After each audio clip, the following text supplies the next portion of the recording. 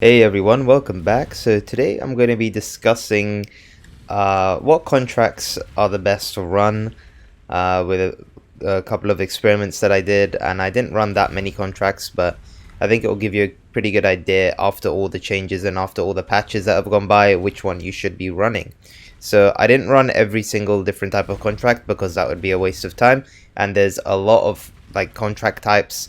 For example, counter thaumaturgy that may be okay because they give gems and currency, but it feels horrible to run because Niles feels really bad, and Nanette is okay, but I really don't like running counter thaumaturgy, especially with the degen ground as well. There's stuff like that included, so I skipped out on those and I ran three of the main ones that I consider to be the most profitable.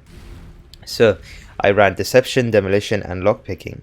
Now I need to go over something here where it comes to profit, yes, but there's also the feeling of whether it actually feels good to run or it actually feels kind of bad to run. So I'll explain in each of these deception, demolition, and lockpicking which ones felt the best to run, which one is the most profitable, and which one you can decide afterwards what you want to go for depending on the information I give you.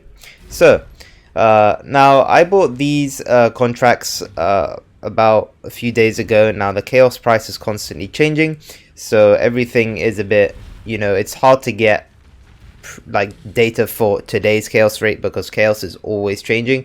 Like the other day it was 25C and now it's 38C, so that is also going to impact the lockpicking results because I'm not going to put today's chaos thing in there. I'm putting the other day's chaos in there. So in this data, the chaos was 25C to an exalt.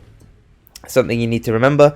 So obviously, like lockpicking, which I'll explain later, I got a lot of exalt drops, so the actual returns is going to be much higher in today's date than it was before.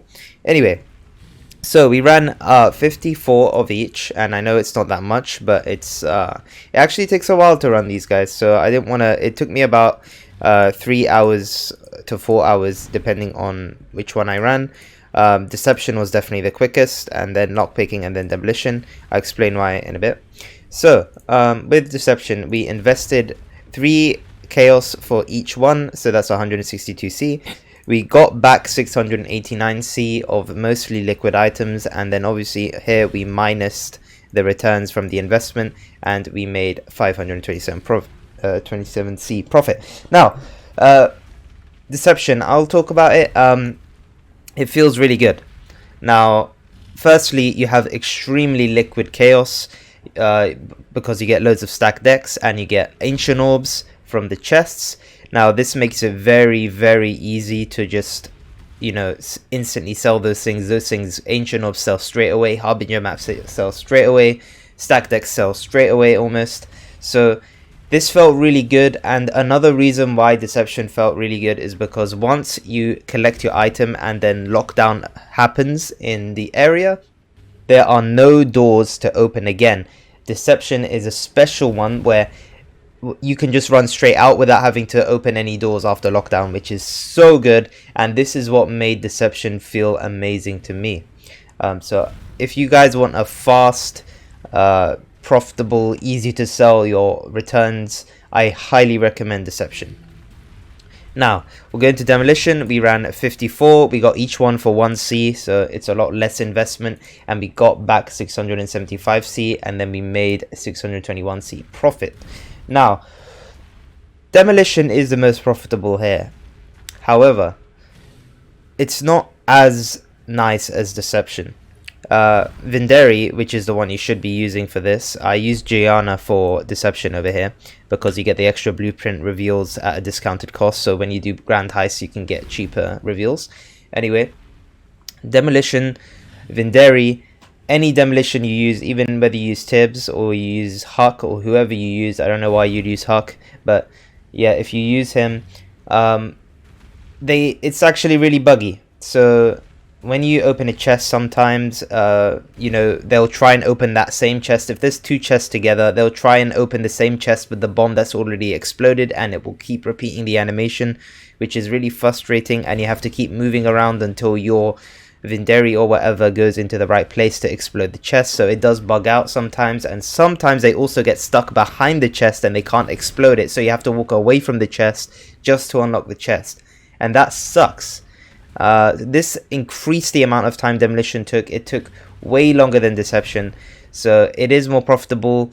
And the main currency generation from this is basically delirium orbs, catalysts, and maybe some blighted maps in there as well, and some oils. I got like 4 or 5 golden oils in this run, and they go for about 33 each, well, at least at the time when I did these contracts. So yeah, that's how much we made back. All of the profits were calculated with Excellence Next, and I also sold it and it was reliable. Excellence did calculate the profits properly, or the value of the items properly.